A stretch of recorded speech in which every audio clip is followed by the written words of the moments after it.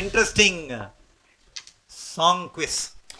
ரொம்ப ஆர்வத்தை ஊட்டக்கூடிய பாடல் மூலமான கேள்வி. லோக சுகம் அப்படின்ட்டு.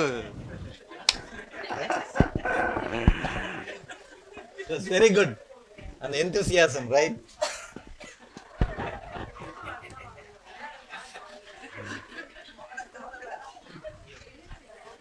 போட்டினா அப்படிதான் இருக்கும். போட்டியில வந்து see when we have competitions, பொதுவாக இந்த மாதிரி போட்டி இருக்கும் பொழுது right, sometimes we fail, sometimes we right get up, right? This is part of life. விழுவதும் எழுவதும் வாழ்க்கையினுடைய பகுதி. So we enjoy that, right? அதை நாம் அனுபவிக்க வேண்டும், அதை சந்தோஷமாக ஏற்றுக்கொள்ள வேண்டும். Sometimes we will not give up. சில நேரங்களில் நாம் எப்பொழுதுமே அதை விட்டு கைவிட மாட்டோம். Right, we saw everything there. அது எல்லாமே நமக்கு சரியில்லை. So last session we were been focusing on one aspect. What is that? கடந்த செய்தியிலே நாம் ஒரு விஷயத்தை அதிகமாக கவனம் செலுத்தினோம். What is the topic? அதனுடைய தலைப்பு என்ன? உண்மையாய் தொழுது கொள்ளுதல். True worshipper. மெய்யாக உண்மையாய் ஆராதித்தல். So I have just put few questions, right? We'll discuss on that. நான் இங்கே சில கேள்விகளை உங்களுக்கு கொடுத்துள்ளேன், அதை நாம் கலந்து ஆலோசிக்கலாம். Right, what are some barriers that can prevent us from true worshiping God? தேவனை உண்மையாய் ஆராதிப்பதிலிருந்து நம்மை தடுக்கும் தடைகளாக இருப்பவை எவை? It's not only group, you can just pick up. சரி, பதில் சொல்லுங்க. What are the some barriers that we can prevent from truly worshiping God? தேவனை உண்மையாய் ஆராதிப்பதிலிருந்து நம்மை தடுக்கும் தடைக்கற்கள் எவை? What are the things that is becoming a barrier? எவையெல்லாம் தடைகளாக தெரிகின்றன? கொஞ்சம் யோசிச்சு சொல்லுங்களேன். சிந்தனை சிதறல், சமூக ஊடகங்கள், வேலைப்பழு, உலக அர்ப்பணிப்புகள், வேலை பணிகள், then பணிச்சுமை. What else? Yes. Where your treasure is? உங்கள் பொக்கிஷம் எங்கேயோ. Okay.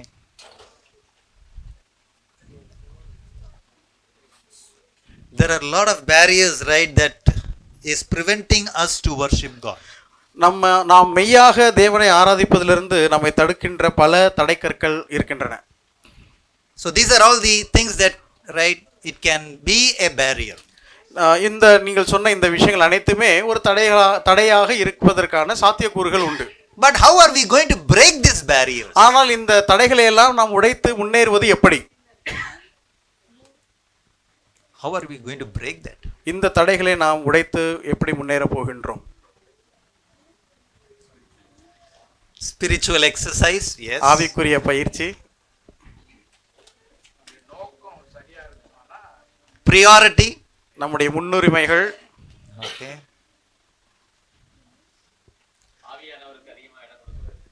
Okay. ஆவியானவருக்கு இடம் கொடுத்தல். Okay. See, the problem is all that we have listed, right, are idols. நாம் சொன்ன இந்த குறிப்புகள் அனைத்துமே these are idols. அவைகள் அனைத்துமே விக்கிரகங்களாக இருக்கின்றன. Many times we think that a structure is an idol, right? பொதுவாகவே ஒரு சிலை தான் ஏதோ விக்கிரகம் என்று நினைக்கின்றோம்.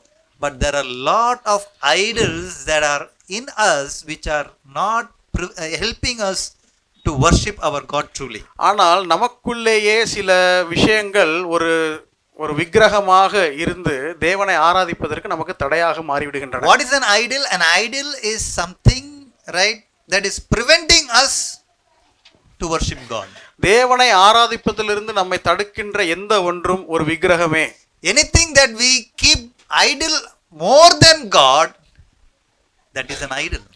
தேவனை காட்டிலும் எதையெல்லாம் நாம் முன்னுரிமை கொடுத்து அதிகமாக வைக்கின்றோமோ அவை அனைத்துமே ஒரு விக்கிரகமே. So we need to examine ourselves. What kind of idols have we kept in our life that is restricting us to worship God? தேவனை ஆராதிப்பதிலிருந்து நம்மை தடுக்கும் வகையாக நம்முடைய வாழ்க்கையிலே நமக்கு நாமே வைத்துக்கொண்ட விக்கிரகங்கள் எவை என்பதை நாம் தான் யோசித்து பார்க்க வேண்டும். And see, it's not just thinking about that, but how are we going to eliminate these idols from our lives.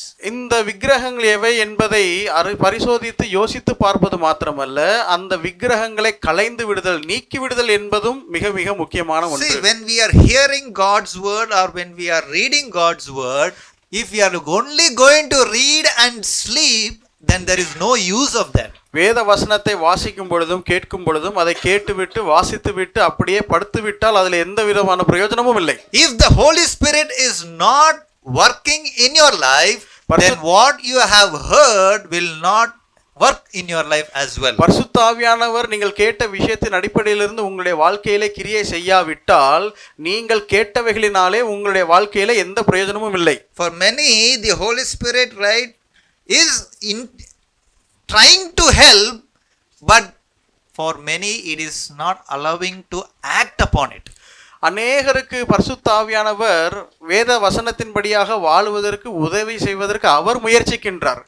ஆனால் அவருடைய முயற்சி கைகூடி வருவதற்கு இவர்களுடைய ஒத்துழைப்பு இல்லை. See, God wants us to engage with him, right? He wants us to, right, get into the plan for his life so that we can journey along with him. தேவன் பரிசுத்த ஆவியானவரோடு கூட இணைந்து செயல்பட வேண்டும் என்றுதான் நம்மை குறித்து அவர் எதிர்பார்க்கின்றார். So that is the first question, that is what we are discussing that. ஆகவே இந்த விஷயங்களை தான் இந்த முதல் கேள்வியிலே நாம் ஆலோசிக்கின்றோம். So how do you differentiate between the external ritual and the true heartfelt worship? இரண்டாவது கேள்வி, வெளிப்புற சடங்காச்சாரமான ஆராதனையையும் உண்மையான மனமார்ந்த ஆராதனையையும் வித்தியாசப்படுத்துவது எப்படி? Are you able to identify that? அதை நீங்கள் இனம் கண்டுகொள்கிறீர்களா? What you call as ritual worship? சடங்காச்சாரமான ஆராதனை அப்படின்னா என்னது? அப்படின்னா என்னது?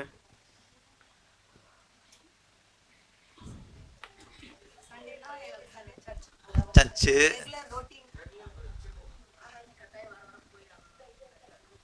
ritual. Okay, let me ask like this. இப்படி கேட்கிறேன் நானு, வீட்டில் இருந்தா கூட ஆராதிக்கலாமா? கோவிடா இருந்தாலும் சரி, கோவிட் இல்லைனாலும் சரி, whether it is whatever may be the problem, worshipping, why you are coming here and worshipping? நாம் ஏன் இப்படியாக ஒரு சபையாக கூடி ஆராதிக்கிறோம்?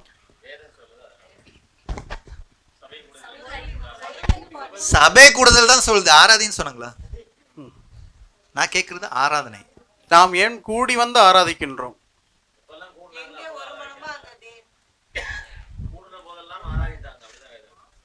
கூடுன போல். Okay, see, the first thing or the essential of all coming together is fellowshipping one another. That is the cream of our gathering. நம்முடைய கூடுகையினுடைய முக்கியமான அம்சமே இந்த ஐக்கியம் என்பதாகும். ஐக்கியத்திற்காக தான் நம்ம முதலாவதாக கூடுகிறோம். Individually I can worship, தனிப்பட்ட விதத்தில் என்னால் ஆராதிக்க முடியும். but in fellowship we join together and then we grow. ஆனால் ஐக்கியத்திலே நாம் ஒன்றாக இணைந்து வளருகிறோம். See, but many a times what happens, this has been a ritualistic activity that we are doing week after week. ஆனால் அநேக நேரங்களிலே வாரம் இது ஏதோ சடங்காச்சாரமாகவே மாறிவிடுகிறது. The reason is because we are not connected to our God in the way we have to be connected. காரணம் என்னவென்றால் தேவனிடத்திலே எந்த வகையிலே நாம் தொடர்பு கொண்டிருந்திருக்க வேண்டுமோ அந்த வகையிலே நாம் தொடர்பு கொண்டிருக்கவில்லை. Many a times we are worshipping our God based on our experiences. நம்முடைய அனுபவங்களின் அடிப்படையிலே தான் பல நேரங்களிலே நாம் ஆண்டவரை ஆராதிக்கின்றோம். There is no freshness in that worship. அந்த ஆராதனையிலே ஒரு புதுமை இல்லை. See, if you want to have a worship that is so pleasing and acceptable to God, தேவனாலே மிகவும் பிரியமாக ஏற்றுக்கொள்ளப்படுகின்ற ஒரு ஆராதனையை நீங்கள் ஆராதிக்க விரும்பினால், you need to prepare fresh and come to God. நீங்கள் தேவனிடத்தில் புதுமையாக புத்துணர்வோடு ஆயத்தப்பட்டு வர வேண்டும். If you go to a vegetable market, நீங்கள் ஒரு காய்கறி சந்தைக்கு சென்றால், which one will you pick? எதை நீங்கள் எடுத்துக்கொள்வீர்கள்? There are two, right? There are different kinds of some are very old, some are rotten, some are. Which one would you like to pick? பல்வேறு விதமான காய்கறிகளோட, சிலவை கெட்டு போனவை, சிலவை நாள்பட்டவை. நீங்கள் எதை எடுத்துப்பீர்கள்? You will close in. சும்மா கண்ணை மூடி இப்படியே எடுப்பீங்களா? Why? எது ஃப்ரெஷ்ஷா இருக்கோ அதை எடுப்போம். ஏன்? That is what God wants in our spiritual life also. நம்முடைய வாழ்க்கையிலும் தேவன் இதைத்தான் எதிர்பார்க்கின்றார் ஆவிக்குரிய வாழ்க்கையிலே. You need to be fresh every week, right? When you come, it should be an, say, I am coming this morning, it should be an excitement for me, right? That I am worshipping a great God. ஒவ்வொரு வாரமும் தேவ சமூகத்திலே வரும்பொழுது புத்துணர்வோடு புதுமையோடு நாம் வர வேண்டும். நான் தேவனை, இந்த பெரிய தேவனை ஆராதிக்க விரும்புகிறேன், ஆகவே புதுமையான விஷயங்களோடு நான் அவரிடத்திலே வர வேண்டும். Oh, Sunday morning, ஐயோ, what is this? ஞாயிற்றுக்கிழமை வந்துருச்சு, வேற என்ன போணும். Oh, maybe the neighbors will ask, சர்ச்சுக்கு போலியா? Is that the way that we are? ஐயோ, பக்கத்து வீட்டுக்காரங்க கேட்குறாங்களே, ஐயோ ஞாயிற்றுக்கிழமை ஆயிடுச்சு அதனால வர்றோமா? Our worship, if it has to be true, and if you are going to be a true worshipper, then you have to have this freshness. நம்முடைய ஆராதனை உண்மையான ஆராதனையாக இருந்து நாம் உண்மையாக ஆராதிக்கிறவர்களாக இருக்க விரும்பினால் நம்முடைய ஆராதனையிலே ஒரு புதுமை இருக்க வேண்டும். I prepare my family in such a way that we ensure, for example, in our church it is 9 o'clock, my time is that in our church I should be at 8:40 and 8:45. என்னுடைய வாழ்க்கையிலே என்னுடைய குடும்பத்தை ஆராதனைக்கு ஆயத்தப்படுகிற விஷயத்திலே உதாரணமாக எங்களுடைய சபையிலே 9 மணி ஆராதனை என்று சொன்னால் 8:45 சபையிலே இருக்க வேண்டும் என்பது நான் என்னுடைய குடும்பத்திற்கு வகுத்த முறை. That is my preparation, that I am going to meet a God and going to connect with him along with the people of God. That is the preparation that we are sacrificing for God.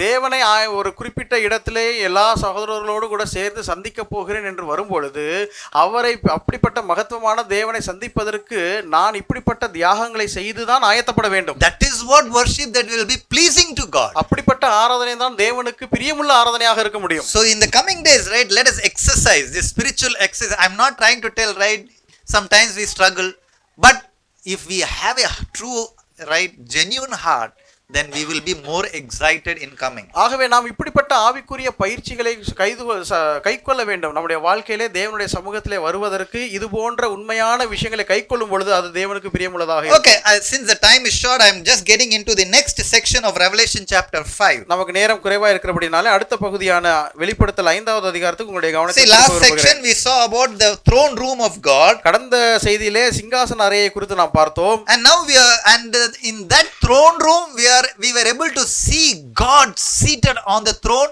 and all the heavenly creatures were worshipping this great God. அந்த சிங்காசன அறையிலே தேவன் உயரம் மகத்துவமான தேவன் தம்முடைய மகிமை பிரதாபத்திலே வீற்றிருக்கிறதையும் மற்ற அனைத்து ஜீவராசிகளும் அவரை தொழுது கொள்கிறதையும் நாம் பார்த்தோம். We were able to see the beauty of that great heavenly throne. அந்த பரலோக உன்னத சிங்காசனத்தினுடைய அழகை நாம் காண முடிந்தது. We were able to see the creator God himself is seated, and all others were able to worship him. சிருஷ்டி கர்த்தரே அங்கே சிங்காசனத்திலே அமர்ந்திருக்கிறவராக பார்த்து மற்ற அனைத்து ஜீவராசிகளும் அவரை தொழுது கொள்கிறதை நாம் பார்த்தோம். Now as we move to chapter 5, இப்பொழுது நாம் 5ஆம் அதிகாரத்திற்குள்ளே கடந்து போகும் பொழுது now a sudden shift is happening, and John is seeing a scroll held in the right hand of the one who is seated on the throne. இங்கே ஒரு காட்சி மாற்றம் ஏற்படுகிறது. யோவான் 7 முத்திரைகளால் முத்திரிக்கப்பட்ட ஒரு புஸ்தகத்தை சிங்காசனத்தின் மேல் வீற்றிருக்கிறவருடைய வலது கரத்திலே காண்கிறார்.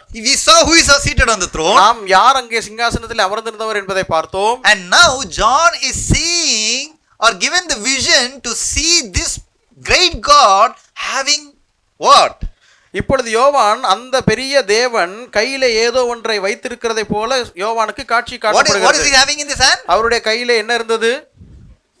முத்திரிக்கப்பட்டிருந்த ஒரு புஸ்தகம். முத்திரிக்கப்பட்ட, sealed, முத்திரிக்கப்பட்டிருந்த புஸ்தகம்.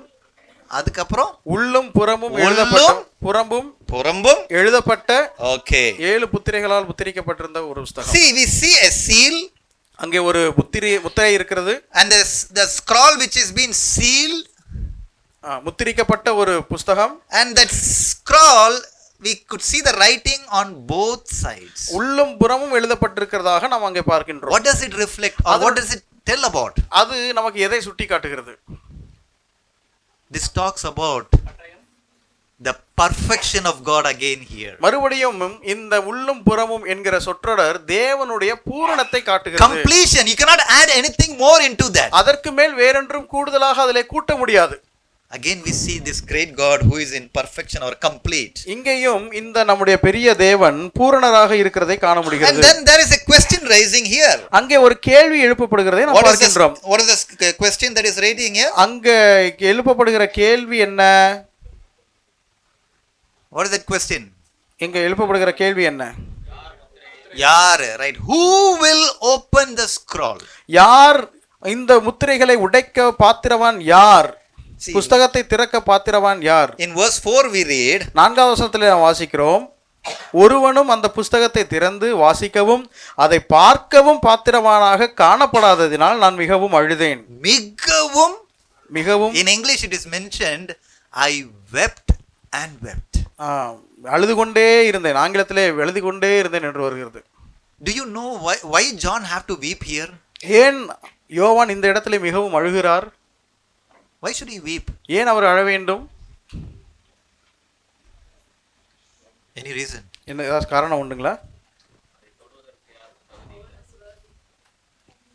Okay, no one is worthy. யாரும் அதற்கு பாத்திரவானாக இல்லை. Okay, he could have just ignored. Okay, திறக்கலையா, பரவாயில்ல விடு அப்படின்னு விட்டாங்களா? He could have just ignored, no? திறக்கப்படாததை குறித்து அவர் கவலையற்று இருந்திருக்கலாமே.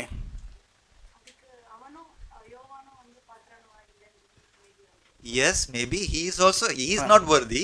யாரும் பாத்திரம் இல்ல, நானும் பாத்திரமா இல்லன்னு கூட அவர் நினைச்சு அழுதுருக்கலாம். But why he is weeping? Right? That the scroll is not being opened ன்றதுக்காக என்னத்துக்கு அழுவணும்? Why he want to we have to rewind again, right? In the vision God was trying to tell to John, I'm going to reveal everything. காட்சியிலே தேவன் அவனுக்கு எல்லாவற்றையும் அவருக்கு வெளிப்படுத்த போகிறதாக தான் சொல்லியிருந்தார். See, he believed that. அதை விசுவாசித்து தான் அவன் வந்தான். And when he believed that, and here when he see that the scroll is not opened, he was so much worried, and we read he wept and wept. விசுவாசித்து காட்சிகளினூடாக போகும் பொழுது இந்த குறிப்பிட்ட புஸ்தகம் திறக்கப்படாததினாலே யோவான் மிகவும் அழுததாக நாம் பார்க்கின்றோம். Do you know why he had wept? ஏன் அவர் அழுதார் தெரியுமா? If the scroll was not opened, இந்த புஸ்தகம் ஒருவேளை திறக்கப்படாது இருக்குமே ஆனால் what would happen? என்ன நடந்திருக்கும்? We would have not known so many things. அநேக விஷயங்கள் நமக்கு தெரிந்திருக்காது. And one of the greatest thing that we would have not known is, நமக்கு இந்த புஸ்தகம் திறக்கப்படாததினாலே தெரிய வரக்கூடாத ஒரு விஷயம் என்னவென்றால், the redemption plan of God would have not been completed. தேவனுடைய இந்த மீட்பின் திட்டமே அங்கே முழுமை பெற்றிருக்காது. That is why John was right, so he was very excited initially, right, when God told him, I'm going to reveal everything. ஆகவே தான் யோவான் முதலாவதாக தேவன் உனக்கு எல்லாவற்றையும் வெளிப்படுத்த போகிறேன் என்று சொன்னபோது மிக சந்தோஷமாக இருந்தார். But when he sees here that it is closed, he was so worried and wept, and the one reason is, right, this great redemption plan of God would be incomplete if it's not open. ஆனால் இங்கே காட்சியினூடாக ஒரு புஸ்தகம் திறக்கப்படாமல் முத்திரிக்கப்பட்டிருக்கிறதை கண்டு அவர் மிகவும் அழுகிறார். காரணம், அந்த புஸ்தகத்தின் மூலமாகத்தான் மீட்பினுடைய முழு வடிவமுமே நமக்கு வெளியே தெரிய வரும். And here we see later that we know that Jesus Christ alone was worthy. அதற்கப்புறமாக நாம் கீழே வாசிக்கும் பொழுது இயேசு கிறிஸ்து மாத்திரமே இதை திறப்பதற்கு பாத்திரராய் இருக்கிறார் என்பதை காண முடியும். And I'm just going to quickly get into few strong reasons why we need to worship Lord Jesus Christ. அது மாத்திரமல்ல, நாம் ஏன் ஆண்டவராகிய இயேசு கிறிஸ்துவை ஆராதிக்க வேண்டும் என்பதற்கான வல்லமையான சில காரணங்களை நான் உங்களுக்கு சொல்ல விரும்புகிறேன். See, verse 4 we saw about the worship that we are going to give God the creator. 4வது வசனத்திலே சிருஷ்டிகர்த்தாவாகிய தேவனுக்கு நாம் கொடுக்கக்கூடிய ஆராதனை குறித்து பார்த்தோம். In chapter 5 we are focusing towards Lord Jesus Christ. 5வது அதிகாரத்திலே கர்த்தராகிய இயேசு கிறிஸ்துவின் மீது நம்முடைய கவனத்தை வைக்கின்றோம். Verse 5 we read, 5வது வசனத்திலே அவர் சொல்லுகிறார், அப்பொழுது மூப்பர்களில் ஒருவன் என்னை நோக்கி, நீ அழ வேண்டாம், இதோ யூதா கோத்திரத்து சிங்கமும் தாவீதின் வேருமானவர் புஸ்தகத்தை திறக்கவும் அதன் 7 முத்திரைகளையும் உடைக்கவும் ஜெயங்கொண்டிருக்கிறார் என்றார். Here we see the first reason why we need to worship our Lord Jesus Christ is because who he is. இங்கே நாம் நம்முடைய ஆண்டவராகிய இயேசு கிறிஸ்துவை ஏன் ஆராதிக்க வேண்டும் என்பதற்கான முதல் காரணத்தை பார்க்கிறோம். ஏன் ஆராதிக்க வேண்டும்? காரணம் ஒன்று, அவர் யார் என்பதை அறிந்திருக்க வேண்டும். We see the unique titles given to our Lord. இங்கே நம்முடைய ஆண்டவருக்கு பலவிதமான பட்டங்கள் கொடுக்கப்படுகிறதை பார்க்கின்றோம். What are the titles given here? என்னென்ன பட்டங்கள் இங்கே கொடுக்கப்பட்டுள்ளன? யூதா கோத்திரத்து சிங்கம், தாவீதின் வேரு. Right? We see the lion of tribe of Judah, the root of David. அதோட சேர்த்து இன்னொன்னு ஆட் ஆயிருக்கு. என்னது அது? அதுல கூடவே இன்னொரு வாசகம் வருது. என்னதுங்க? ஜெயம் கொண்டவர், ஜெயம் கொண்டிருக்கிறவர். He's not just right the line of tribe of Judah, அவர் ஏதோ யூதா கோத்திரத்து சிங்கம் மட்டுமல்ல, the root of David. தாவீதின் வேறு மட்டுமல்ல. These are all the prophetic fulfillment, right, we see in our Lord Jesus Christ. கர்த்தராகிய இயேசு கிறிஸ்துவிலே நிறைவேறுகின்ற அனைத்து தீர்க்கதரிசன உரைகளை தான் நாம் இங்கே பார்க்கின்றோம். And he is right the one who is triumphant. அங்கே பார்க்கிறோம் அவரே ஜெயங்கொண்டிருக்கிறவர். See, in our worship, when we are praising God and when we are exhorting God, நம்முடைய ஆராதனையிலே நம்முடைய ஆண்டவரை நாம் துதிக்கும் பொழுது, அவரை ஸ்தோத்திரிக்கும் பொழுது, it is not how much time we engage. எவ்வளவு நேரம் ஸ்தோத்திரம் செய்கிறோம் என்பதல்ல விஷயம். Many times the problem is we fix a certain time, right? அநேக நேரங்களிலே பிரச்சனை என்று சொன்னால் ஆராதிப்பதற்கு என்று ஒரு நேரத்தை குறித்துக் கொள்கிறோம். If I stand for praising, right, minimum 3 minutes, otherwise others will think somewhat, right? எப்படி என்சிடென்ட் ஸ்தோத்திரம் பண்ண ஒரு 3 நிமிஷமாச்சும் ஸ்தோத்திரம் பண்ண, இல்லாட்டினா மற்றவங்க தப்பா நினைச்சிருவாங்க. No, அப்படி அல்ல. even if you utter 3 statements of who God is, that is worship. நீங்கள் ஆண்டவர் யார் என்பதை குறித்த ஒரு 3 வாக்கியங்களை சொன்னால் கூட அது ஆராதனையே. The reason many of our believers are not able to stand is because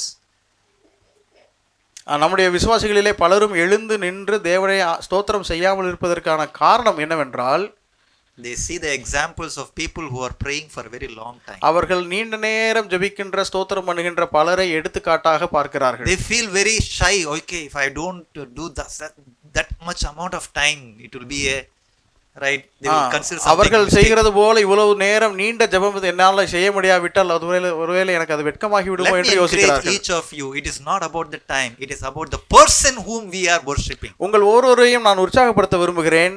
எவ்வளவு நேரம் நீங்கள் ஸ்தோத்திரம் பண்ணுகிறீர்கள் என்பதல்ல விஷயம், தேவனை குறித்து என்ன சொல்லுகிறீர்கள் என்பதுதான் முக்கியம்.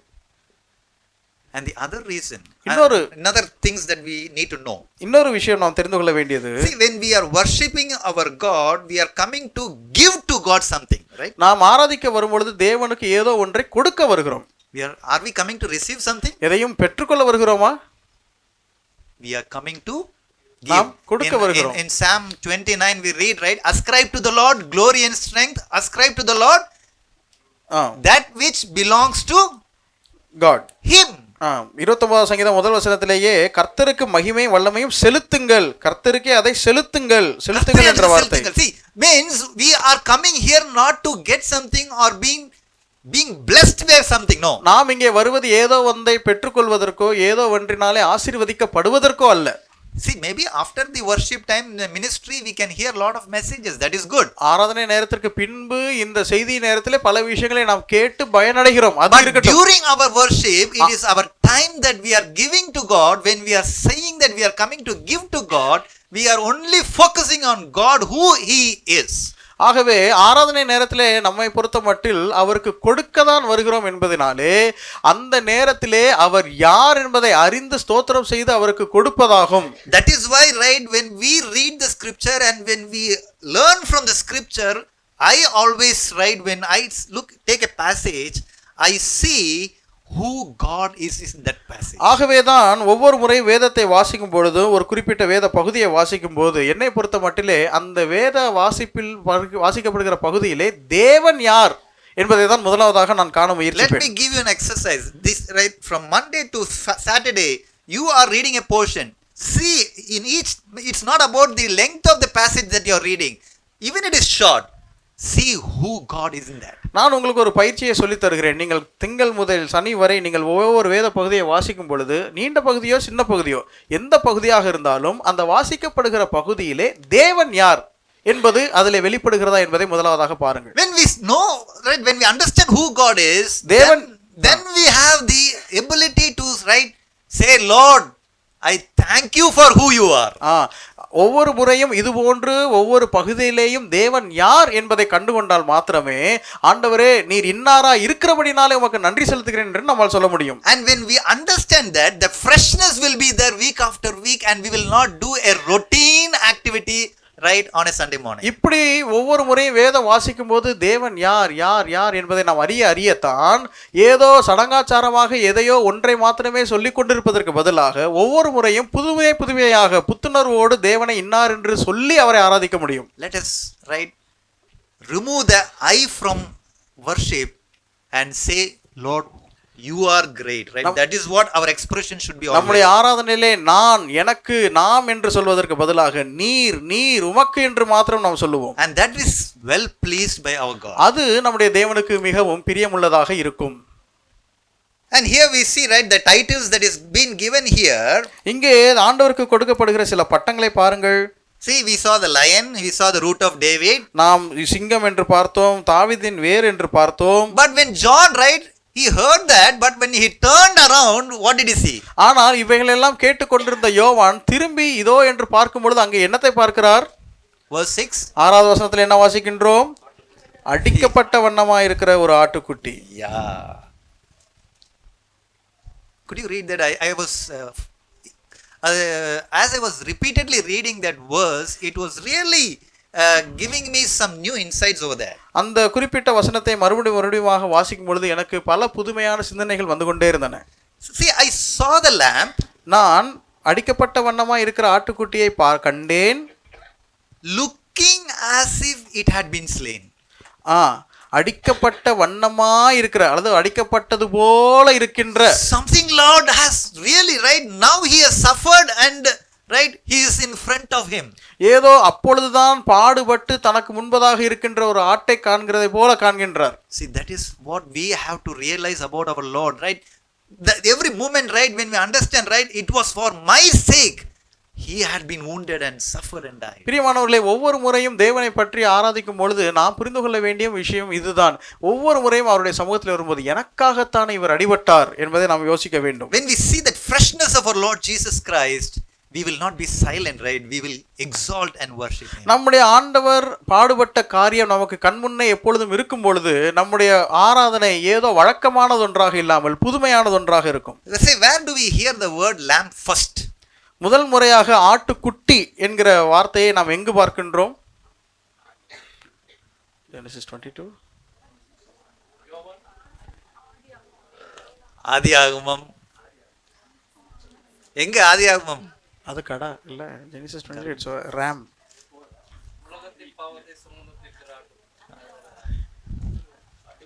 ஆட்டுக்குட்டி எங்கே? There is a question coming, right? Where it is coming? 22. Correct, right? Where is the lamb? ஆட்டுக்குட்டி எங்கே? பலிக்கான மிருகம் எங்கே? That same lamb is here now. அதே ஆட்டுக்குட்டி இப்பொழுது இங்கே இருக்கிறது. Slain as if fresh. அடிக்கப்பட்ட வண்ணமாய், அடிக்கப்பட்டது போல இருக்கின்ற ஒரு ஆட்டுக்குட்டி. John is able to see the scars of our Lord Jesus Christ. ஆண்டவராகிய இயேசு கிறிஸ்துவினுடைய தழும்புகளை அங்கே யோவான் பார்க்கின்றார். What a wonderful Lord, right? என்ன ஒரு அருமையான ஆச்சரியமான தேவன் பாருங்கள். The first thing that we need to see that we are worshiping our Lord Jesus Christ, we need to see that who he is. ஆண்டவராகிய இயேசு கிறிஸ்துவை ஆராதிக்கும் பொழுது நாம் கருத்தில் கொள்ள வேண்டிய முதல் விஷயம், அவர் யார்? He is the one who was slain for you and for me. அவர் உங்களுக்காகவும் எனக்காகவும் அடிக்கப்பட்டவர். He is the Messiah who was prophesied right from the beginning, and he has been the savior of the world. ஆதியிலிருந்து முன்னுரைக்கப்பட்ட மேசியாவாக இருந்து நமக்காக உலகத்திலே வந்து மரித்தவர். And the second reason why we need to worship our Lord Jesus Christ, in the second part of verse 6. ஆண்டவராகிய இயேசு கிறிஸ்துவை நாம் ஆராதிப்பதற்கான இரண்டாவது காரணம் இந்த 6வது வசனத்தினுடைய பின்பகுதியிலே உள்ளது. என்ன வாசிக்கின்றோம்? அது 7 கொம்புகளையும் 7 கண்களையும் உடையதாயிருந்தது. அந்த கண்கள் பூமி எங்கும் அனுப்பப்படுகிற தேவனுடைய 7 ஆவிகளேயாம். திருப்பி ஃபர்ஸ்ட்ல இருந்து வாசிங்க. அப்பொழுது இதோ அடிக்கப்பட்ட வண்ணமாய் இருக்கிற ஒரு ஆட்டுக்குட்டி சிங்காசனத்திற்கும் 4 ஜீவன்களுக்கும் மூப்பர்களுக்கும் மத்தியிலே நிற்க கண்டேன். Where is our Lord Jesus Christ? ஆண்டவராகிய இயேசு கிறிஸ்து எங்கே இருக்கிறார்? மத்தியிலே. The second reason we worship our Lord Jesus Christ, because where he is. நாம் ஆண்டவராகிய இயேசு கிறிஸ்துவை ஆராதிப்பதற்கான இரண்டாவது காரணம் அவர் எங்கு இருக்கிறார் என்பதின் நிமித்தம். Where is he? அவர் எங்கு இருக்கிறார்? Standing in the midst. அங்கே நடுவிலே மத்தியிலே நிற்கின்றார். In the center of the throne, encircled, right, around the 4 living creatures and the elders. சிங்காசனத்திற்கும் ஆட்டுக்குட்டி சிங்காசனம் 4 ஜீவன்களுக்கும் மூப்பர்களுக்கும் மத்தியிலே அவர் நிற்கிறார் பார்க்கிறோம். He is in heaven. அவர் அங்கே பரலோகத்தில். He is no more in the earth. அவர் இப்பொழுது உலகத்தில் இல்லை. He has died for us and he is right now in heaven. அவர் நமக்காக மரித்து இப்பொழுது பரலோகத்திலே இருக்கிறார். And he is exalted in heaven. அவர் அங்கே பரலோகத்திலே உயர்த்தப்பட்டு இருக்கிறார். Even these days, right, we all see lot of Christian festivals, right? இந்த நாட்களில் அநேக கிறிஸ்தவ பண்டிகைகளை நாம் பார்க்கிறோம் இல்லையா? When Christmas comes, then only the worship starts from the manger. பொதுவாக கிறிஸ்மஸ் வந்த உடனே ஆராதனை மாட்டு தொழுவத்திலிருந்தே துவங்கிவிடும். Right? When Easter comes, then there will be a fresh Easter வந்து விட்டால் அதற்கு வேறு இடத்துல இருந்து துவங்கும். But when we know that we are a true worshipper of God, ஆனால் உண்மையாக தேவனை ஆராதிக்கிறவர்களாக நாம் இருப்போமே ஆனால், we have to understand, right, that he is standing in the center of the throne of God. நாம் புரிந்து கொள்ள வேண்டிய விஷயம், அவர் தேவனுடைய சிங்காசனத்தின் மத்தியிலே நிற்கிறார். The one who has triumphed over sin and death. பாவத்தின் மீதும் மரணத்தின் மீதும் ஜெயங்கொண்டவர் அங்கே நிற்கின்றார். And he is the one who is reigning on along with God in the heavenly. இங்கே உன்னதங்களிலே தேவனோடு கூட இருந்து அரசாளுகை செய்கிறவர் அங்கே நிற்கிறார். So what is the first reason why we need to worship our Lord Jesus Christ? ஆண்டவராகிய இயேசு கிறிஸ்துவை ஆராதிப்பதற்கான முதல் காரணம் என்ன? அவர் யார் என்பதை அறிந்து கொள்ள வேண்டும். Who he is. அவர் யார் என்பதனால். Second reason, இரண்டாவது காரணம், அவர் எங்க இருக்கிறார், அவர் எங்க இருக்கிறார் என்பதை நிமித்தம். Third reason, in verse 8, 8வது வசனத்திலே மூன்றாவது காரணம், அந்த புஸ்தகத்தை அவர் வாங்கின போது அந்த 4 ஜீவன்களும் 24 மூப்பர்களும் தங்கள் தங்கள் சுரமண்டலங்களையும் பரிசுத்தவான்களுடைய ஜெபங்களாகிய தூப வர்க்கத்தால் நிறைந்த பொற்கலசங்களையும் பிடித்துக்கொண்டு ஆட்டுக்குட்டியானவருக்கு முன்பாக வணக்கமாய் விழுந்து 9th also. தேவரீர் புஸ்தகத்தை வாங்கவும் அதன் முத்திரைகளை உடைக்கவும் பாத்திரராய் இருக்கிறீர். பாத்திரர். You are worthy, right? We sing a Tamil song, right? பாத்திரர் நீரே, பாத்திரர் நீரே, இயேசுவே நீரே தான் பாத்திரரே. பாத்திரர். The third reason that we worship our Lord is because of what he has done or what he does. நாம் ஆண்டவராகிய இயேசு கிறிஸ்துவை ஆராதிப்பதற்கான மூன்றாவது காரணம், அவர் என்ன செய்தார் என்பதை நிமித்தம். See, when John saw the scroll in the hand of the one who seated on the throne, how did he feel in the initial time? இந்த அதிகாரத்தினுடைய துவக்கத்திலே அங்கே சிங்காசனத்திலே வீற்றிருக்கிறவருடைய கையிலே புஸ்தக சுருள் இருக்கிறதை பார்த்து யோவான் என்னவாக எப்படிப்பட்ட நிலையில் இருந்தார்? He was weeping and weeping. மிகவும் அழுதார். But here we read, ஆனால் இங்கே வாசிக்கின்றோம், the weeping is ending, அங்கே அழுகை முடிவுக்கு வருகிறது, and the praising is beginning. துதி துவங்குகிறது.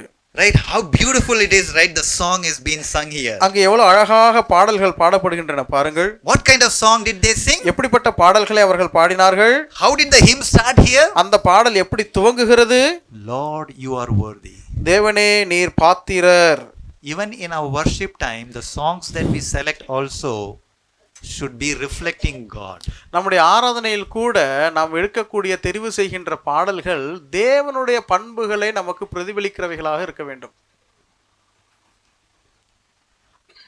Because that is also worship.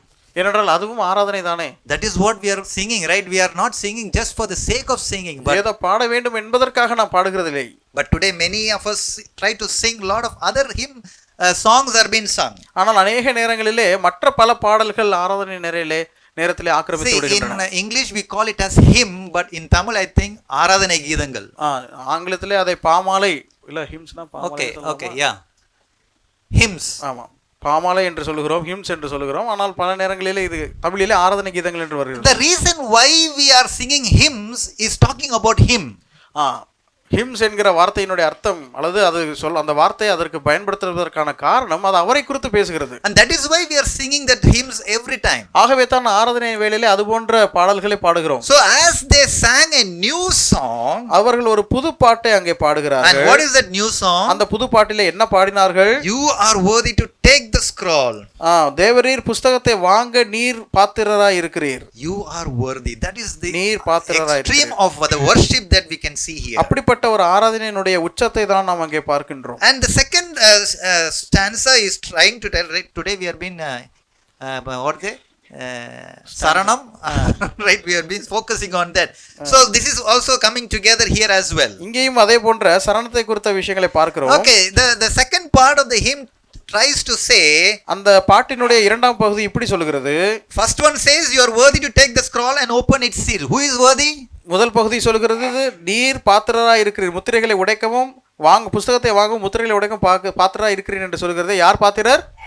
ஆண்டவராகிய Jesus இயேசு Christ Kristu. is the right? He ஆண்டவராகிய is the இயேசு one who is Kristu. worthy. Why he is worthy? ஏன் அவர் பாத்திரராய் இருக்கிறார்? செகண்ட் பார்ட், The second, அதனுடைய வசனத்தினுடைய இரண்டாவது பகுதி சொல்கிறது, ஏனெனில் நீர் அடிக்கப்பட்டு yeah. சகல கோத்திரங்களிலும் பாஷைக்காரரிலும் ஜனங்களிலும் ஜாதிகளிலும் இருந்து அவர்களை தேவனுக்கென்று உம்முடைய இரத்தத்தினாலே மீட்டுக் கொண்டு. Yeah, you were slain. நீர் அடிக்கப்பட்டீர். There was no reason for him to be slain in this world, இந்த உலகத்திலே அவர் அடிக்கப்படுவதற்கு எந்த ஒரு காரணமும் இல்லை, but he was slain. ஆனாலும் அவர் அடிக்கப்பட்டார். And he has purchased you and me for his eternal home. அவருடைய நித்திய வீட்டிற்கென்று நம்மை மீட்டுக் கொண்டார். So this song is not only talking about worship, we also hear the second section talks about a gospel song here. இந்த பாடலானது ஏதோ ஆராதனை மட்டுமல்ல, அதனுடைய இரண்டாவது பகுதி ஒரு சுவிசேஷமாகவே மாறிவிடுகிறது. Right, it is talking about the slain, the suffering of our Lord Jesus Christ and the amount of the shedding of blood and how he has purchased us for God. ஆண்டவராகிய இயேசு கிறிஸ்துவினுடைய பாடுகளை குறித்தும் தம்முடைய இரத்தத்தினாலே அவர் நம்மை எப்படி மீட்டுக் கொண்டார் என்பதை குறித்தும் எப்படி ஜனங்கள் எல்லாரையும் தமக்கென்று பிரித்துக் கொள்கிறார் என்பதை குறித்தும் அது பேசுகிறது. And we see in the verse 10, right, it is a prophetic song also. 10வது வசனம் ஒரு தீர்க்கதரிசன பாடலாகவே அது மாறி இருக்கிறது. What does it say here? அது என்ன சொல்லுகிறது? எங்கள் தேவனுக்கு முன்பாக அவர்களை ராஜாக்களும் ஆசாரியர்களும் ஆக்கினீர், அவர்கள் பூமியிலே அரசாளுவோம் என்று புதிய பாட்டை பாடினார்கள். Reign on the earth. அவர்கள் பூமியிலே அரசாளுவோம் என்று புதிய பாட்டை பாடினார்கள். What a beautiful hymn, right? என்ன ஒரு அருமையான பாடல் பாருங்கள். Worshipping, gospel, prophetic.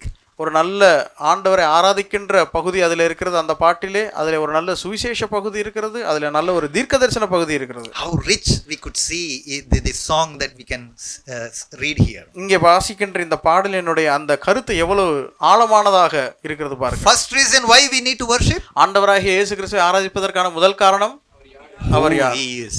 Second, இரண்டாவது காரணம் அவர் எங்கே இருக்கிறார் என்பது. Third, மூன்றாவது காரணம் what he does. அவர் என்ன செய்கிறார் என்பதை வைத்து. And the fourth reason is verse from 11 to 14. 11 முதல் 14 வரை உள்ள வசனங்களிலே ஆண்டவராகிய இயேசு கிறிஸ்துவை ஆராதிப்பதற்கான நான்காவது காரணம், what he deserves. அவர் எதற்கு தகுதியானவர். Yeah. What he deserves. அவர் எதற்கு தகுதியானவர். Here we read from verse 11, right? Every living creatures burst of the praise. இந்த 11ஆம் வசனத்திலிருந்து அனைத்து ஜீவராசிகளுமே துதியினாலே அங்கே சொல்லுகிறதை பார்க்கிறோம். We read there, like, அங்கே என்ன வாசிக்கின்றோம்? பின்னும் நான் பார்த்தபோது சிங்காசனத்தையும் ஜீவன்களையும் மூப்பரங்களையும் சூழ்ந்திருந்த அநேக தூதர்களுடைய சத்தத்தை கேட்டேன். அவர்களுடைய இலக்கம் 10,000 1000 இருந்தது. அவர்களும் மகா சத்தமிட்டு, அடிக்கப்பட்ட ஆட்டுக்குட்டியானவர் வல்லமையையும் ஐஸ்வர்யத்தையும் ஞானத்தையும் பலத்தையும் கனத்தையும் மகிமையையும் ஸ்தோத்திரத்தையும் பெற்றுக்கொள்ள பாத்திரராயிருக்கிறார் என்று சொன்னார்கள். yeah, right. See, thousands and thousands of people encircle the throne of the living creature, and with a loud voice they are expressing their worship to God. 10,000 எல்லா விதமான தூதர்கள் ஜீவன்களோடு சேர்ந்து அங்கே சிங்காசனத்தில் வீற்றிருக்கிறவரை சத்தமிட்டு அவர்கள் ஆராதிக்கிறார்கள். Worthy is the lamb who was slain. அடிக்கப்பட்ட ஆட்டுக்குட்டியானவர் பாத்திரர். He is worthy to receive the strength because he has redeemed us from the powerless state of our life. அவர் பலத்தை பெற்றுக்கொள்வதற்கு பாத்திரர். ஏனென்றால் அந்த பாவத்தினுடைய வல்லமையிலிருந்து நம்மை மீட்டிருக்கிறார். He is worthy to receive honor because he has redeemed the shameful, that we were unfit for the kingdom of God. அவர் கனத்தை பெறுவதற்கு பாத்திரர். ஏனென்றால் நாம் வெட்கமுள்ளவர்களாய் தேவனுடைய ராஜ்யத்தை பெறுவதற்கு தகுதியற்றவர்களாய் நாம் இருந்தோம். He is worthy to receive glory because he has redeemed us from the wickedness of this world. அவர் மகிமையை பெறுவதற்கு பாத்திரர். ஏனென்றால் அவர் இந்த உலகத்தினுடைய பொல்லாப்பிலிருந்து நம்மை மீட்டிருக்கிறார். He is worthy to receive praise because he has redeemed the people who were unworthy to be part of him. அவர் துதிக்கு பாத்திரர். ஏனென்றால் நாம் எந்த விதத்திலேயும் தகுதியற்றவர்களாய் இருந்த நம்மை அவர் மீட்டிருக்கிறார். Could you just imagine, right? We were all unworthy. நான் கொஞ்சம் கற்பனை செய்து பாருங்கள், நாம் அனைவருமே தகுதியற்றவர்களாக இருந்தோம். But God has made us worthy to worship him. ஆனால் தேவனோ நம்மை அவரை ஆராதிப்பதற்கு பாத்திரவான்களாய் மாற்றி இருக்கிறார். What is truly worship means? ஆராதனை என்பதனுடைய உண்மையான அர்த்தம் என்ன? In the initial time it is mentioned as worthship. ஆங்கிலத்திலே worship என்கிற வார்த்தை worthship என்று சொல்லப்பட்டுள்ளது. Which means it is giving God the worthiness that is belonging to him. அதனுடைய அர்த்தம் தேவனுக்கு அவருக்கே உரிய கனத்தை கொடுத்தல். And that is why, right, we see the entire heaven, the throne room is exalting this great God. ஆகவே தான் அந்த முழு சிங்காசன அறை, அதாவது அந்த பரலோகம் அனைத்துமே தேவனை உயர்த்தி பேசுகிறதை பார்க்க முடிகிறது. And how are we called to worship? அவர்கள் எப்படியாக ஆராதிக்க அழைக்கப்படுகிறார்கள்? In John we saw that. நாம் அதை ஏற்கனவே யோவானிலே பார்த்தோம் இல்லையா? எப்படி நாம் ஆண்டவரை ஆராதிக்க வேண்டும்? ஆவியோடும் உண்மையோடும். We are called to worship in spirit and truth. நாம் ஆவியோடும் உண்மையோடும் ஆராதிக்க தேவனால் அழைக்கப்படுகிறோம்.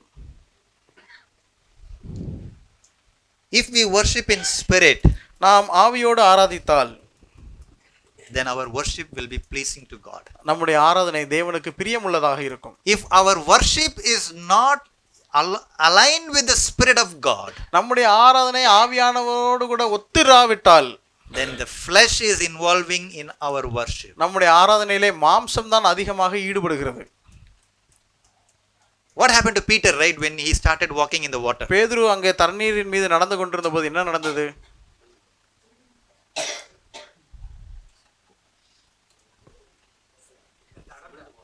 நடந்தார். அதான் நடந்தார். முழுக ஆரம்பித்தார். As long as he was along in the spirit of God, right, when God said come, he obeyed, right? ஆவியானவருடைய துணையோடு தேவன் வா என்று சொன்னபோது அவர் கீழ்ப்படிந்தார், போனார். He started to go. அவர் போக துவங்கினார். But in the middle what happened? ஆனால் நடுவிலே என்ன நடந்தது? செல்ஃபி எடுத்துட்டாரா? என்ன மாதிரி யாரா நடக்க முடியுமா? Slowly, right, he started to see the wind and all the other things. மற்ற தேவனை தவிர்த்து மற்ற காரியங்களை பார்க்க ஆரம்பித்து விட்டார். Did Jesus tell to Peter, right, when you come walking, right, lot of things are there, right, be careful? Did he say that?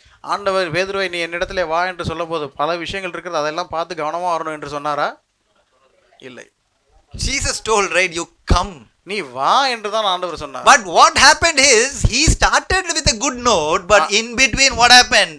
He started to see the surroundings. நடந்தது என்ன?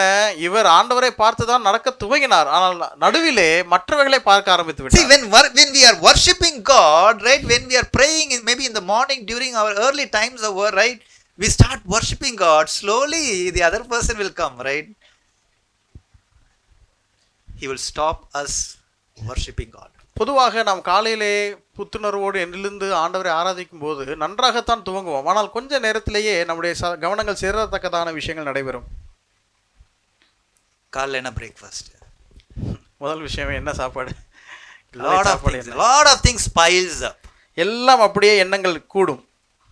The reason is the spirit of God, when it drifts away, the flesh starts to.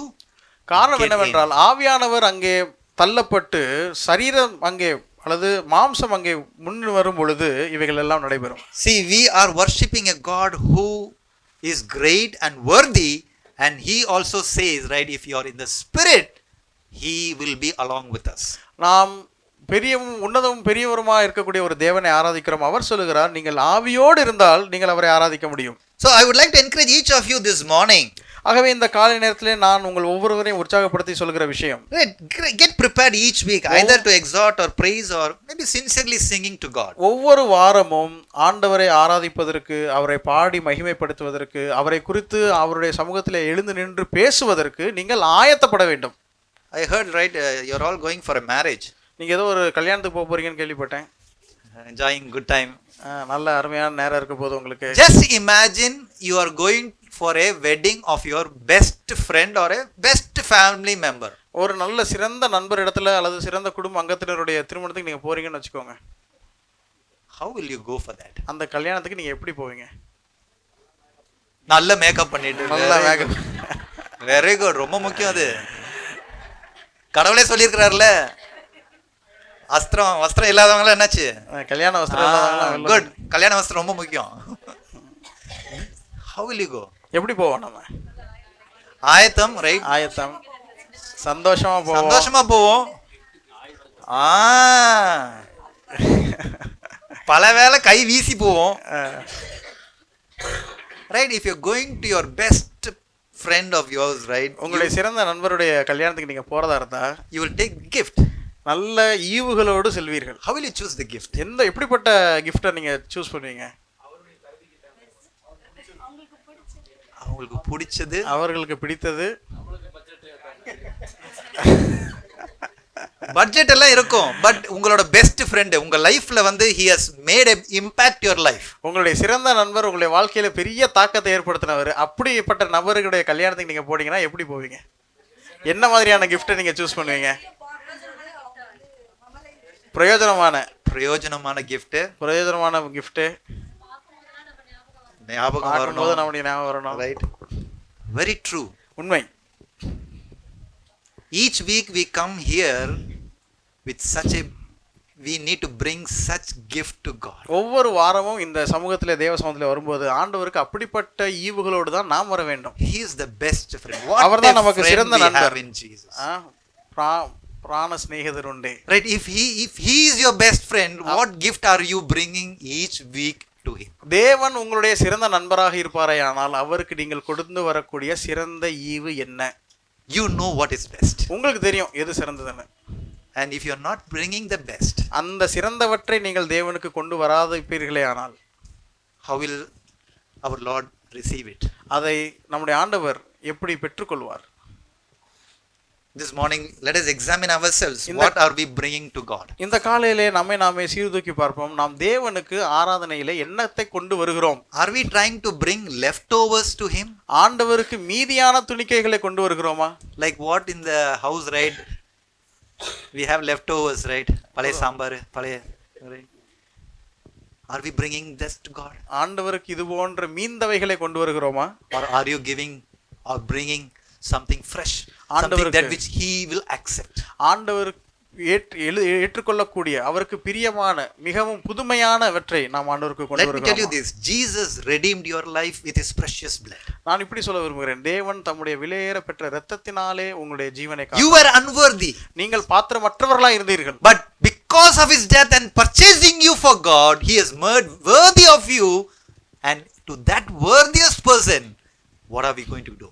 அவர் உங்களை தம்முடைய இரத்தத்தினாலே மீட்டு கொண்டு உங்களை தகுதியுள்ளவர்களாக மாற்றியிருக்கிறார். அப்படிப்பட்ட அவருக்கு நீங்கள் எதை பாத்திரமாய் கொண்டு வருகிறீர்கள்? See, God doesn't want us to bring some rituals, rather he wants a rightful worship from our heart. ஆண்டவர் ஏதோ சடங்காச்சாரத்தை நம்முடைய வாழ்க்கையிலிருந்து எதிர்பார்க்கவில்லை, மாறாக ஒரு உண்மையான ஆராதனை எதிர்பார்க்கின்றார். Very quickly, Matthew 15 and verse 8 and 9, we are going to close here. நாம் இங்கே முடிக்க போகின்றோம். மத்தேயு 15ஆம் அதிகாரம் அதனுடைய 8, 9 ஆகிய வசனங்களை நான் வாசிக்க விரும்புகிறேன். மத்தேயு 15, 8, 9.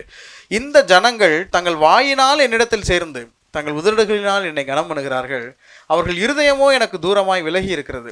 மனுஷருடைய கற்பனைகளை உபதேசங்களாக போதித்து வீணாய் எனக்கு ஆராதனை செய்கிறார்கள் என்று ஏசாயா தீர்க்கதரிசி நன்றாய் சொல்லியிருக்கிறான் என்றார். Let your worship let it not be a vain worship to God. நம்முடைய ஆராதனை தேவனுக்கு வீணான ஆராதனையா இருக்கக்கூடாது. Let it be a meaningful worship. அது ஒரு அர்த்தமுள்ள ஆராதனையாக இருக்க வேண்டும். And that is what God desires and demands from every believer in the Lord. அதைத்தான் தேவன் ஒவ்வொரு விசுவாசியிடத்திலிருந்தும் எதிர்பார்க்கின்றார், அதை விரும்புகின்றார். Let us take these lessons and make every effort to change our life and week after week transforming, right, and to be a true worshipper of God in the days to come. வரக்கூடிய நாட்களிலே தேவனுடைய மெய்யான ஆராதிப்பாளர்களாக மாறுவதற்கு நாம் கேட்டுக்கொண்ட இந்த சத்தியங்களை எல்லாம் ஒவ்வொரு வாரமும் பயிற்சித்து நம்முடைய வாழ்க்கை முறைகளை மாற்றி ஆண்டவருக்கு பிரியமுள்ள ஆராதனை ஏற்கிறவர்களாக நாம் மாற வேண்டும். Let us be a true worshipper of God. நாம் தேவனுடைய மெய்யான ஆராதனை செய்கிறவர்களாக இருக்க வேண்டும். And may his name alone be glorified. அவருடைய நாமம் மாத்திரமே மகிமைப்படுவதாக. Thank you for all patiently listening and may God bless you all. என்னை பொறுமையாக கேட்டமைக்கு நன்றி. உங்கள் அனைவரையும் கர்த்தர் ஆசீர்வதிப்பாராக. Thank you brother. பரலோகத்தினுடைய அந்த ஒரு மேன்மையை பார்ப்பதற்கு ஆண்டவர் நமக்கு உதவி செய்திருக்கிறார். பரலோகம் எப்படி இருக்குதுன்னு நமக்கு தெரியாது, ஆனால் பரலோகம் இப்படி தான் இருக்குன்னு சொல்லி நமக்கு விளக்கி காண்பித்தது நமக்கு கிடைத்திருக்கிற ஒரு பெரிய ஆசீர்வாதம், ஒரு உண்மையிலே நல்ல ஒரு காரியம். பரலோக தரிசனம் நமக்கு கிடைத்திருக்கிறது. பரலோகத்தை குறித்ததான விஷயங்களை நாம் கற்றுக்கொண்டு இருக்கிறோம். ஆராதனைக்குரியவர் எப்படிப்பட்டவர், எங்கே இருக்கிறார், அவரை ஆராதிப்பதற்கு முழு தகுதி உள்ள தெய்வம் என்பதை நாம் நினைவு கூர்ந்து அவரை சிந்திப்பதற்கு ஆண்டவர் நமக்கு உதவி செய்திருக்கிறார். எனவே செய்து கொடுத்த நம்முடைய சகோதரருக்கு சபையின் சார்பாக நாங்கள் நன்றியை தெரிவித்துக் கொள்கிறோம். தொடர்ந்து அவரை அதிகமாக பயன்படுத்துவாராக. நம்மளோடு கூட இடைவிட்டதற்காக தேவன் அவர்களை ஆசீர்வதிப்பாராக. நாம் ஜெபித்து இந்த கூட்டத்தை நாம் நிறைவு செய்வோம். மகா உன்னதங்களில் வாசம் பண்ணுகிற எங்கள் அன்பின் ஆண்டவரே, மகத்துவமான தெய்வமே, இந்த நேரத்துக்காக நன்றி செலுத்துகிறோம். எங்களுக்கு பரலோகத்தினுடைய மேன்மையை நீர் எங்களுக்கு காண்பித்ததற்காக நன்றி செலுத்துகிறோம். யோவானுக்கு தரிசனத்தை நீர் காண்பித்தீர். தெய்வம் எப்படிப்பட்டவர் என்பதை ஆண்டவரே 4வது அதிகாரத்தில் சிந்திப்பதற்கு ஆண்டவர் இரக்கம் பாராட்டினீர். 5வது அதிகாரத்தில் என் ஆண்டவராய் இயேசு கிறிஸ்துவை ஆராதனைக்குரியவர் என்பதை நாங்கள் நினைவு கூர்ந்து, அவர் எங்கே இருக்கிறார், அவர் எப்படிப்பட்டவர், அவரை நாங்கள் ஆராதிப்பதற்கு முழு தகுதி உள்ளவர் என்பதை குறித்து நாங்கள் சிந்திப்பதற்கு ஆண்டவர் எங்களுக்கு இரக்கம் பாராட்டினீர். அதற்காக நன்றி செலுத்துகிறோம். எங்களோடு கூட பேசின காரியங்களுக்காக நன்றி செலுத்துகிறோம். நாங்கள் பரலோகத்தை நாங்கள் பார்த்தது கிடையாது. ஆனால் பரலோகத்தினுடைய சிந்தை உள்ளவர்களாக, நாங்கள் மேலானவர்களை நாங்கள் நோக்கினவர்களாக ஆண்டவரே, பரலோகத்தை குறித்தான ஒரு முழு வர்ணனையும் எங்களுக்கு கொடுத்திருக்கிறீர். அதை நாங்கள் அறிந்து கொள்ளக்கூடிய நிலைமையில எங்களுக்கு ஏற்படுத்தி கொடுத்ததை நினைத்து நன்றி செலுத்துகிறோம்.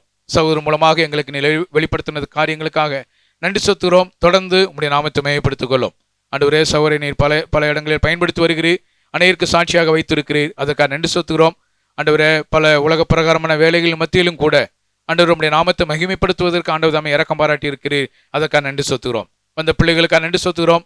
சிறு பிள்ளைகள், வாலிபர்கள், பெரியோர்கள் அனைவரையும் நீர் ஆஸ்வதிக்கும்படியாக இந்த நாளில் நடந்த எல்லா நிகழ்ச்சிகளிலும் உம்முடைய வல்லமையுள்ள கரங்களோடு கூட இருந்ததற்காக நன்றி செலுத்துகிறோம்.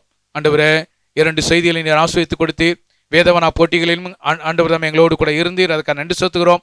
ஆண்டவர் உம்முடைய பிள்ளைகளை நீர் பயன்படுத்துவதற்காக நன்றி செலுத்துகிறோம். எங்களுக்கு ஆவிக்குரிய ஆகாரத்தை கொடுத்திருக்கிற தெய்வம் ஆண்டவரே, சரீர பிரகாரமான ஆகாரத்தை எங்களுக்கு கொடுத்திருக்கிறீர். அதை எங்களுக்கு ஆஸ்வதித்து தந்து உம்முடைய நாமத்தை மகிமைப்படுத்திக் கொள்ளும். அதை நாங்கள் உண்டு உம்முடைய நாம மகிமை கண்டு ஜீவிப்பதற்கு ஆண்டவர் தாமே எங்களுக்கு இரக்கம் பாராட்டி வழிநடத்தும்படியாக கர்த்தர் மீட்பு ரட்சகரமாக இருக்கிற கர்த்தராக இயேசு கிறிஸ்து மூலமாக ஜெபத்தை எடுக்கிறோம் எங்கள் ஜீவனுள்ள நல்ல பிதாவே, ஆமென். என் ஆத்துமாவே கர்த்தரை ஸ்தோத்திரி, என் முழு உள்ளமே பரிசுத்த நாமத்தை ஸ்தோத்திரி. என் ஆத்துமாவே கர்த்தரை ஸ்தோத்திரி, கர்த்தர் செய்த சகல உபகாரங்களையும் மறவாதே. ஆமென், ஆமென்.